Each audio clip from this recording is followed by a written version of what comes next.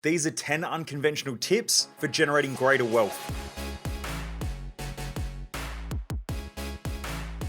In this episode, I'm going to talk about these 10 unconventional tips for wealth creation. Now, these are some of the things that most people don't even talk about. You don't really read them in wealth books. Some of them you will, some of them you won't. But let's just talk about them anyway, because I think most people that I talk to who are driven mofos really want to get ahead financially, but these are some of the things that they normally struggle with that no one really talks about. For those of you who don't know who I am Michael Mojo. I'm the founder of Mojo Human Performance Institute. We focus on business, mindset, and lifestyle hacking for driven mofos. And the reason why I do this is because most people will waste their life, and I just don't want you to be one of them. So let's just get into them. The first one that I've put down here is that number one, your values create your value. Now, when we talk about values and value, they're the same thing. So the study of axiology is the study of value systems. The study of a person's values come from two different fields. One of them is the study of economics, which helps to answer the question, where am I most valuable in our society or in our economy? The second one is, where do I feel the most valuable in our society and in our economy? If you can answer those two questions, they're normally your highest values. Now, when you have a look at your values, you can generate large amounts of wealth from understanding your values. In fact, one of my good friends and past clients owns a massive chain of childcare centers. Now, when I first met him, I said, why did you do childcare centers? And he said, mate, kids are our future. He said, from a young age, I always just realized that kids are the future. And so I wanted to be able to educate and influence children in such a way that we can create a greater future through the education of kids. But he said, also, I know that with kids, it really comes down to their parents. And so he said, I spend a lot of time and energy trying to educate parents on how to influence and educate their children so that then we have the best chance for a great future. And I thought, wow, he's generated millions of dollars, tens of millions of dollars in business by living his highest value of educating children. Now, if you said to the average person that you could make a company worth tens of millions of dollars by educating children, most people wouldn't put the two together. But he just lived his values. He lives his top three highest values consistently, which help him to not only drive a business, but to do the thing that he loves. His second highest value is business and wealth creation. So when you combine those top two values, he has a highly profitable business that helps to educate kids. And he's able to do that because his enthusiasm comes through the way that he operates. And I think that that's amazing. But most people don't really think about that. I get criticized a lot from people who have gone to university and have university degrees, and they say Michael shouldn't make the money that he makes because he's a fraud, he's a scammer, he rips people off because he doesn't have a psychology degree yet he teaches all this human behavior. What they don't realize is, though, that I'm living my values. I'm living what's true to me. And what I love is I love studying human behavior. And I've spent a lot of money. If you're watching online, you'll see that there's a lot of books behind me because I love reading, I love researching things. And a lot of the studies that I've done are the exact same things that have been taught at university. I just didn't want to go through and sit in an indoctrinated system where I get told what I can and can't think. I wanted to be able to think outside the box and produce results. I don't give a shit about the results. I don't really care about my grades. There are a lot of people out there who care more about their grades or being part of a system and a way of thinking than actually helping people. So I just chose not to do that. But they don't see that because they're probably living outside of their values and they're criticizing people who are living in their values, but then can't understand why they can't get ahead financially and why they're stuck in a job that they don't like. Maybe there's a whole bunch of different reasons, but when you're clear on your values, it gives you a really, really precise reason to do what you love and to earn great money from it. And the greatest wealth creators on the planet have always lived their values. I can talk more about that in another episode down the track, but your value system will dictate how well you do financially. If you have a high value on family, a high value of connection, a high value of travel, a high value of experiences, and you've got those as your top four values, and like your number 5, 10, 15 value is business, you're probably not going to run a highly profitable business that's making tens of millions of dollars a year because it's going to be very hard to get those other values met first before you get into business. And this is why a lot of people have self-sabotage patterns, self-destructive behaviors in their business because either they subordinate their values to others, which means that they are worried too much about what everyone else thinks about the way that they run business. And a lot of the time, business owners are more worried about what their intimate partner thinks, what their kids think, what their family thinks, what the people who work for them think. And because of that, they'll never run an effective business because they're letting other people's values sabotage their ability to grow their business. Also, if you don't have a high value on business, running a business is crazy. And I try and talk most people out of running a business. It takes a lot of work. When I have people who come to me and say, Michael, you're lucky because you run a business and you can do what you want, when you want, how you want, I normally ask them, I'll say, do you have kids? And a lot of the time they say, yeah. And I say, you're lucky. You get to do what you want, when you want, how you want because you've had kids. And they look at me like I'm a fucking idiot. And I say, That's exactly my point. If you're dedicating your life to something, then dedicate your life to it. If you want to be a parent, then dedicate your life to your kids or have kids. But if you don't want to have kids and you have kids, you're setting yourself up for a trap for the next 18 to 25 years, unless you palm the kids off. You're setting yourself up for a lifetime of challenge if that's not what you want. Setting yourself up with a business and then thinking that you want to run a business when you don't want to have a business is crazy. A business comes with a lot of responsibility, a lot of accountability, and you might make a little bit of extra money, but you've also got more responsibility, more accountability. There's so many other problems with that. So understanding your values is probably the number one thing that I can tell really, really quickly as to whether someone wants to grow their business or not, or whether someone will grow their wealth or not. When I have people come to me and they go, well, I want to get ahead financially and I really want to make a lot of money, but at the same time, I go away on holidays all the time. I don't really want to work that hard. I want to be able to travel the world. I like hanging out with my friends and I like going out all the time and partying. They're probably never really going to get ahead financially. They'll always be looking for shortcuts. They'll be looking for things where they can invest a bit of money and get really quick returns, or things that go crazy and skyrocket, but then at the same time, they're high risk. They're normally looking for shortcuts. So you just got to be careful with those things. But anyway, value equals value. So your values equal value, and money is the exchange of value. I think that's number one, and it's something that most people very rarely talk about when it comes to wealth creation. Number two here, your mindset will help you appreciate or depreciate things in life. Now, if you self-depreciate all the time and you beat the shit out of yourself and tell yourself what a loser you are and you fuck everything up all the time and you can never get things right and that you're an idiot and that you're dumb, and you say all this shit to yourself, you're self-depreciating. Things that don't appreciate depreciate. Now, if you're self-depreciating, how do you expect your bank account to appreciate? How do you expect to appreciate and enjoy life when you self-depreciate? Your mindset is determining what you appreciate and what you depreciate consistently. Make sure that you're not one of the things that depreciates consistently. If you want to get ahead financially, you have to understand that you're valuable, that you're worth what you're worth, and also that you do a good job, that you try hard, that you're pushing yourself consistently, that you're committed to growth. Because if you don't consistently appreciate yourself and appreciate the things that you do and appreciate things around you, you'll self-depreciate and you'll depreciate the things around you, which means you'll eventually lose them. When I hear people say money's the root of all evil, I know that they're never going to get ahead financially, because the more shit that they talk about money, the more they depreciate money, which means when it comes, they get rid of it. And this is a psychological response that I can almost guarantee, and I've done this working with tens of thousands of people at our Thrive Time event. I can almost tell when someone's going to make money and get ahead, or when someone's going to stay stuck and broke most of their life, because of the self-depreciating thoughts that they have around themselves, around life, and around the way that they live. Make sure that you're on top of your thought processes and understand what is appreciation and what is depreciation. And the more you depreciate shit, the more it gets away from you or gets rid of you. Essentially, you're a massive fucking magnet that is repulsing shit around you. And you'll repulse yourself from doing work. You'll repulse others who won't want to be around you. Good people don't want to be around dickheads. And if you're someone who talks shit about everybody and complains all the time, you're essentially a massive shit magnet, but you repulse good people. So just be very careful of that. I hear it consistently, especially when I'm around people who are insecure. Tradies, it happens quite a lot. You just listen to them complain and bitch and moan how fucked everything is, how shit everything is, how they're always stressed. Nothing good wants to be around that. It's going to repulse good things and going to attract naturally shit things. I'm not going to get into the law of attraction because that stuff gets very woo-woo very quickly. I'm not going to do that. I base a lot of my principles more on scientific models, and I know that things either attract or repulse, and humans can either attract and repulse. Actually, we'll do both. If we're not attracting the right things, we'll be attracting the wrong things and repulsing the right things. So that's something you've got to be aware of. Things that depreciate lower in value. Make sure that you're not self-depreciating. Make sure you're not consistently talking shit about good people around you, because if not, they will be repulsed. So that's number two. Pay yourself first. Now, this gets spoken about in most wealth creation books, yet most people don't do it. Most people don't pay themselves first, look after themselves first. They put everything else first. And so because of that, they never get ahead financially. And let me explain this in a bit more detail. At Thrive Time, I consistently talk about making sure that you set up your financial bank account so that every week when money comes in, a little bit of that goes into a savings account. Now, I commonly have people debate me on this because right now interest rates are dog shit, and people go, well, why save money? The reason is because from a psychological standpoint, your brain will create and destroy your reality. Your brain is the thing that tells you what emotions to have.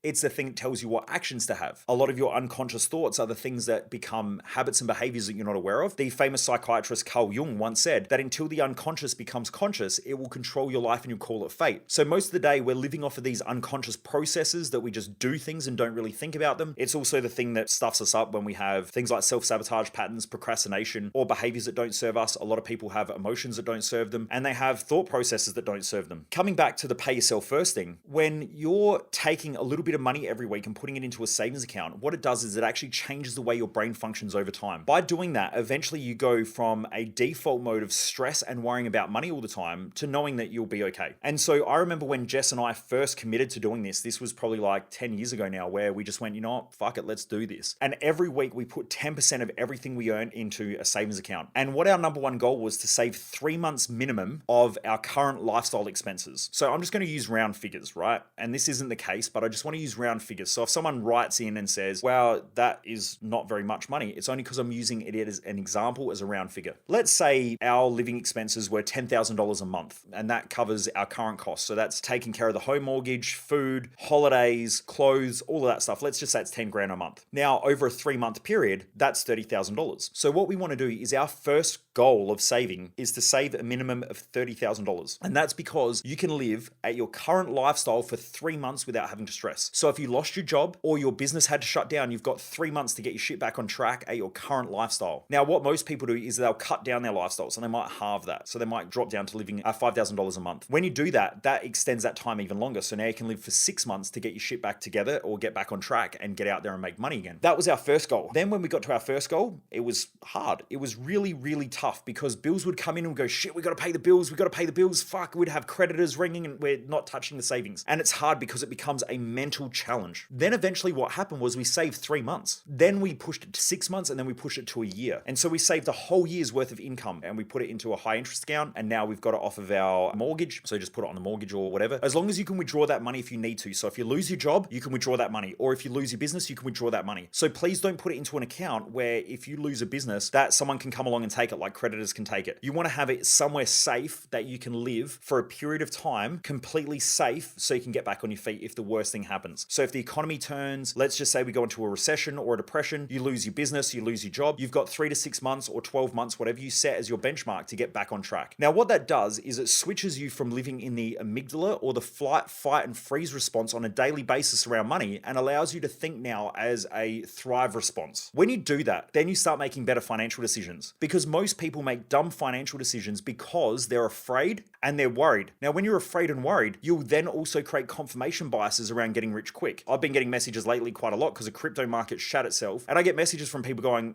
I just lost 5 grand. I just lost 20 grand. I just lost 30 grand. I just lost like my whole entire fucking savings by putting it into crypto. Well, if you want to play a high risk game, then you also have to expect that there is rewards that come with that. And the reward is a massive learning that just cost you $5,000, $10,000, $50,000. And that is, let me go to Warren Buffett's famous quote. He said, I've got 2 rules of investing. Number 1, never lose money. And number 2, never forget rule number 1. Never lose money. Now, if you're losing money, it's because you didn't think through that in the first place and you went high risk, high reward straight away. And that is a bad strategy for wealth creation. What you'll find is that most people don't really start to get rich until their 50s and 60s, because you've got to start low, you've got to earn the right to invest, and also you've got to earn the right to create greater amounts of risk and reward. When you're making like 50 grand a year and you're going to drop $10,000, which is 1/5 of your whole entire year's earning on something like crypto, which is highly volatile and high risk, high reward, that is fucking mental. That is something that I would never suggest. And by the way, anything that I say on here is not financial advice, because in this country, I'm not a financial planner, which means that I cannot give financial advice. I'm just giving a bunch of tips and tools that I think are helpful and that I've learned along my way. And should you use them, then you're a fucking adult and you're responsible for your own life. So don't blame me if you do dumb shit. I just have to say that because there are peanuts out there who go and do dumb shit and then they blame it on other people. I just don't want to be one of those people. So be smart. Anyway,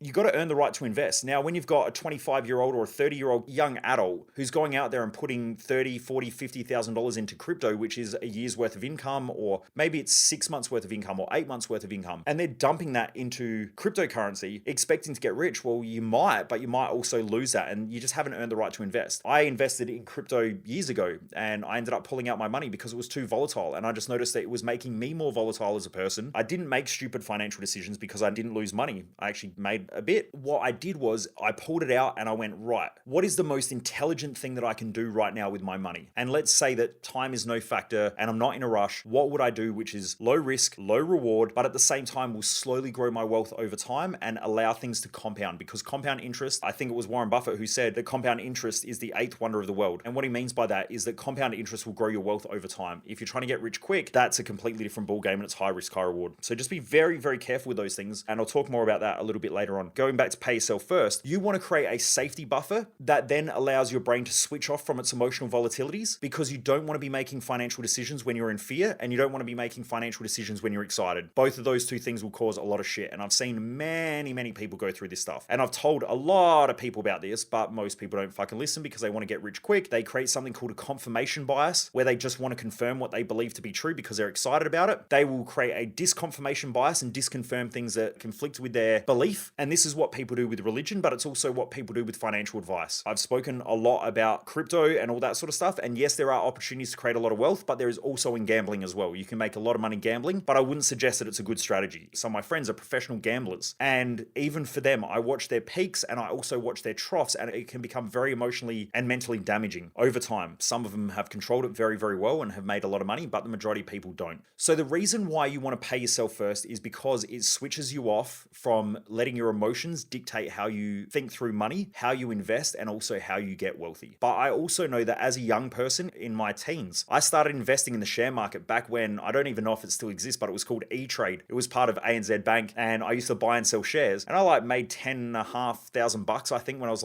17 or 18 in E-Trade, back in the old dial-up internet days. And I thought I was the king shit. And I remember taking that money out, and I went to Thailand with all my mates, shouted everybody drinks and all that stuff. I ended up with no money again. And looking back now, I go, that was just part of me being stupid and dumb and not really thinking through things. I wasn't thinking long term. I would invest in things to try to get rich quick. I was looking at penny stocks and things that were, they would go up really quickly. But the problem with that is that they went down really quickly as well. And over the years, I ended up with the same amount of money that I started with. I just wasted time. I also did foreign exchange trading for a while. I didn't get ahead. I didn't lose. I just ended up pretty much at the same place. I just wasted time. I did the same thing with options trading as well. I did that for a while. Same thing. I lost money. I gained money and probably ended up exactly the same. And it just wasn't worth it. So now I invest in things that have low risk, low return. And over time, I earn the right to invest at higher risks. But what I do is I create reinvestment schemes of dividends. I normally buy at the right time. And this is just me personally as well. I've just been saving up cash or putting cash just into the investment account because I know that the market is overinflated and it's over hot. Now it might keep going up, it might not, but I'm just waiting for it to dump a little bit and I'll go in there and buy. But I'm still looking for good opportunities to buy good companies as well. Essentially, when you buy a share, you're buying a company. But I only invested after I had my minimum amount of savings. So I saved a whole entire year's worth of cash with my wife, Jess, before we even started investing, because markets can change and you don't want to have the markets drop by 30% and you shit your pants because you just think that you've lost 30% of your wealth and then pull that money out because you're afraid. If you do that, you'll never get ahead. So I want to know that no matter what happens, I'm safe. If the markets go up or down, I don't really give a shit. I just know that the markets go up on average. They're very predictable, about 8% per year on year after year. It's about 8 to 10% depending on what you're buying. But on average, Australian US markets, 8 to 10%, maybe 7. Over time, keep reinvesting the dividends and bang, wealth keeps getting created. That's how I think through it. But again, you can do whatever you want. You're an adult, but you want to pay yourself first if you can, and do that first. That's one of the first things I tell everybody if they're trying to get ahead financially. So that's number 3. Number 4 is invest in being better. Most people don't think of themselves as an investment. You're either an investment or a liability. Now, if you're not consistently investing in yourself, you're a fucking liability. And you're a liability because if you're shit talking to yourself consistently in your own mindset, you're self-depreciating. If you're self-depreciating and you've got self-sabotage patterns, procrastination, not only are you wasting time, you're destroying shit around you. That's not a benefit. Also, if your communication is poor, you're leaving money on the table every day of the week. If your health and energy is shit and you're tired all the time, you're essentially wasting time, and you're also wasting your energy and your output on a daily basis. So if you have a look at your life as either an investment or a liability, and if you're a consistent liability and you're not investing in yourself to consistently grow, then you're holding yourself back. I tell people all the time in my events, the most common things that I invest in are my highest values. Now, my highest value is teaching and learning. So I spend the majority of my money every year on learning and teaching. So I invest a lot of money, obviously, back as a company, back into teaching and educating people. But also I spend a lot of money on study. I study my mindset. I go and study wealth and finance and financial markets. I travel all around the world studying. And I did do this even when I was broke. I would put a little bit of money in savings, and every other cent that I could stinge up, I would spend on learning. I would get in a plane and I would travel across the other side of the country. I would travel across the other side of the world. I've flown multiple times to Johannesburg or South Africa. I've flown to America multiple times. I've gone overseas. I've gone to New Zealand. And then I've traveled all around the country consistently investing in myself. And I invested over $1 million on study before I made my first $1 million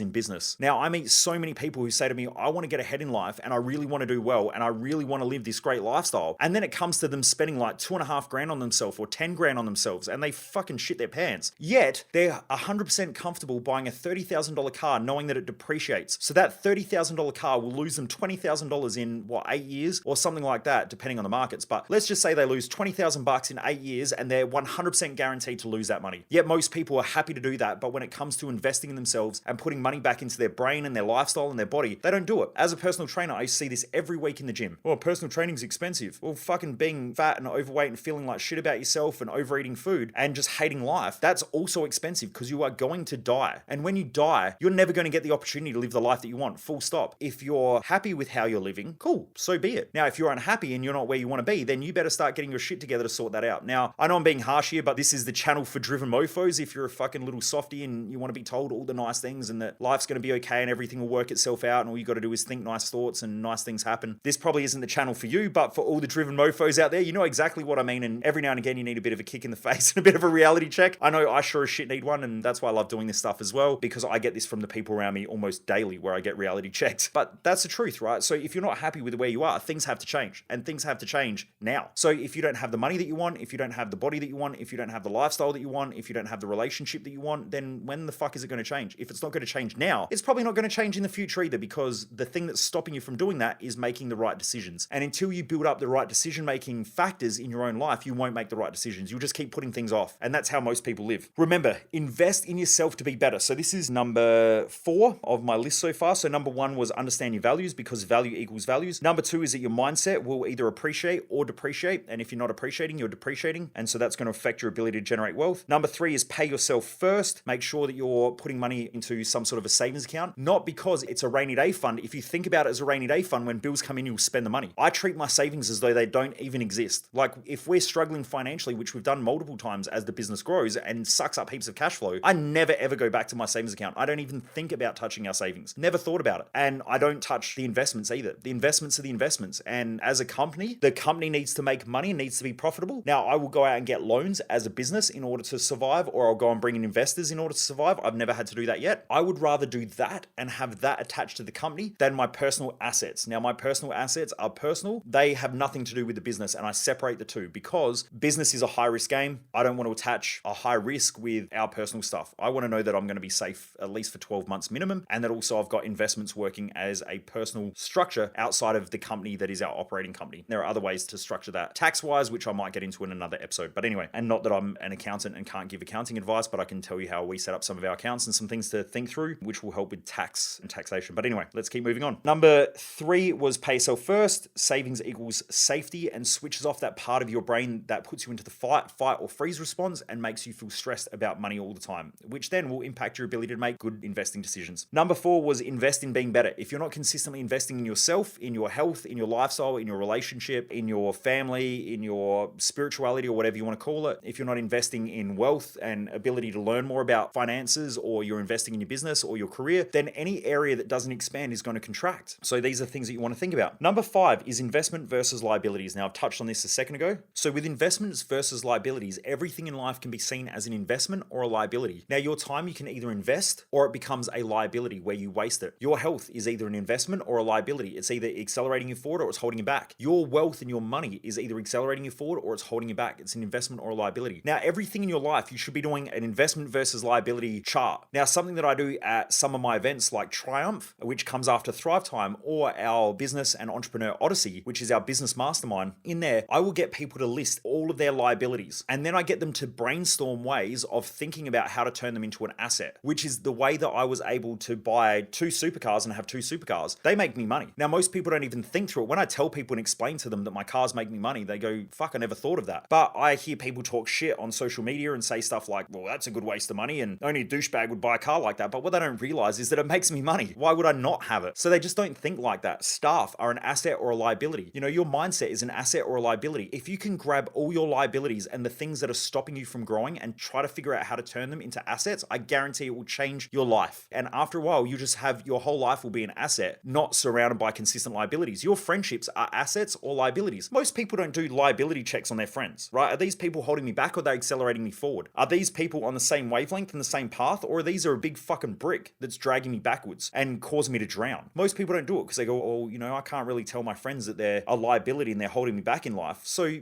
okay, that's cool. You subordinate to them and you're living because of the past and what they've given you in the past, but they're not helping you to move forward into the future. I don't think that that's a good way of living, but hey, look, I don't know. I know years ago, I moved away from my friendship circles because I felt like that they weren't the right friendship circle to help me to get where I wanted. Now, that may have been ignorant. I don't know. What I do know is that I did it for me, not for them. I did it for me and I put myself first. Over time, they said that I was ignorant, that I was arrogant, that I was a dickhead, that I was getting taken advantage of, that doing all these courses and seminars and learning all this stuff and the people that I was hanging out with were all idiots. But over a 10 to 15 year period, a lot of those friends started coming to my seminars, coming to my events. Some of them are probably listening to the podcast now, and if you are, awesome, because it shows that you've grown. But hopefully I was the inspirational catalyst to make them grow and to make them evolve as a person. I know a lot of my family have changed, not because I've done my events or our seminars, but because I've just noticed a change in me, and they'll ask me questions and I'll be able to sort of give them feedback or maybe help them with some advice that helps them to grow and expand. And I've just noticed that some friends and family have changed because I've grown as a person and I've grown as a better communicator and all of those sort of things. So if I stayed stuck, everybody would have stayed stuck. So you have to decide, do you want to be the catalyst for change? Do you want to be the inspiration that helps others around you to flourish? Or do you just want to hold yourself back because everyone else is like quicksand and you're just sinking in that shit as well? So it's up to you how you want to live. But again, everything is an investment or a liability. That's number 5. Number 6 is that volatile emotions equal a volatile bank account.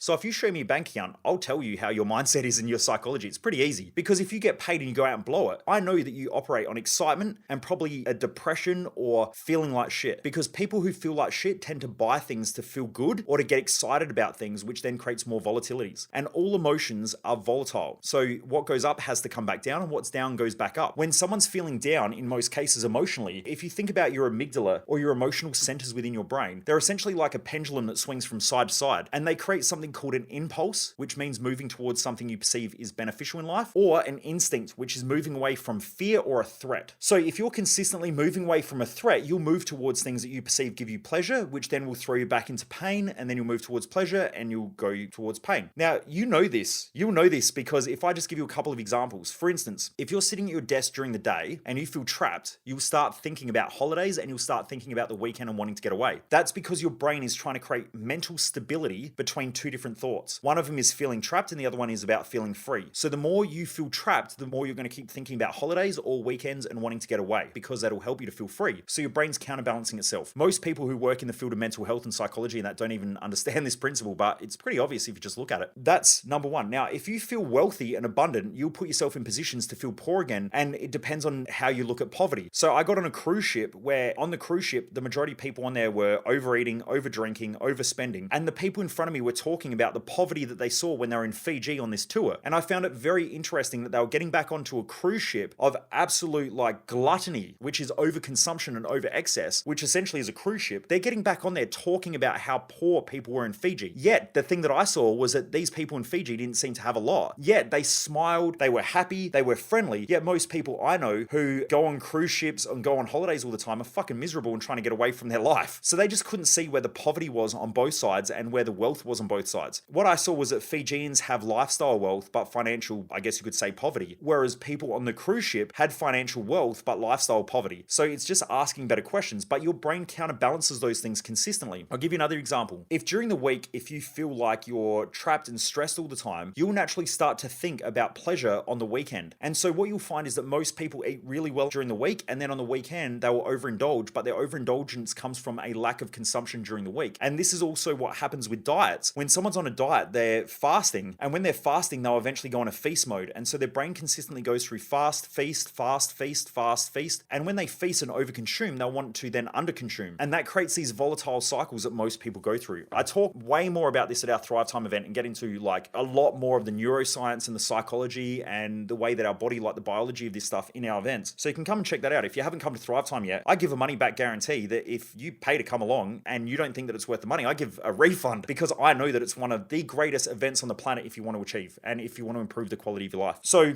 volatile emotions create volatile bank accounts. So when you're elated and excited, you'll be living in pleasure. You will buy shit that will then lead you back to pain, and pain will then drive you to gain more pleasure, and it will create these vicious cycles. When people feel like they're poor, they will try to get rich quick, and when they get rich quick, it will normally lead them back to being poor and feel like they don't have enough money, and it will go through these cycles. So just be very, very careful with that. But it's very obvious that volatile emotions emotions create volatile bank accounts. Just be aware of it. Number 7 is earn the right to risk. So you want to start with low risk, low reward investments, and then over time start to create high risk, high reward. Now, Warren Buffett talks a lot about this in his stuff. You can go and read it. There are some amazing investors out there. If you haven't gone and looked at Peter Lynch's great stuff, Charlie Munger also, who's Warren Buffett's business partner. If you haven't read The Intelligent Investor by Benjamin Graham, there are some amazing books and some amazing knowledge out there on wealth creation. But you've got to earn the right to risk. If you're starting your investments, you don't want to go high risk, high reward straight away, because if you do that, you're setting yourself up for failure. And I meet a lot of people who invest in dumb shit and then they lose their money and then they just stop investing for the rest of their life because it's dangerous. And so they only have 2 strategies. Save money, which at the moment interest rates are shit. And so if your financial plan is to save money, that's fucking dumb. You'll never get ahead financially. Savings are fantastic, like I mentioned before, as a way of getting you to feel safe and switching off that part of the brain where you start taking high risks and all of that sort of stuff. That's why it's important from a mental and a psychological aspect. It's important to have savings. But as an investment strategy, just investing in savings and thinking that at a 1% or a 2% interest rates, you're ever going to get ahead financially when inflation outgrows that is crazy. So that's not a strategy. That's a strategy that worked in my parents' and my grandparents' era, but not now. It might work if we have a massive financial decline and a crash and we go into a depression. That might work if interest rates go up to 16% or 15% or 10%. It's not going to work now with interest rates that low. So you've got to change your strategy. And that's why a lot of people listen to their parents about their finances and then they repeat the same patterns. I spoke to a person yesterday where they were telling me that their partner, the thing that makes them feel safe is just seeing money in the bank all the time. So he wanted to go and grow his business, but his wife is holding him back because she's afraid and naturally just wants him to save money all the time. But that's a really shit strategy if you want to grow a business. Now, you need to have savings, but you also can't have that as a strategy for getting your business to grow. If you want to grow that into a $5, $10, $20 million business, you're going to have to spend a shitload and reinvest a shitload of money back into the business in order to get it to grow. Bank account doesn't just grow,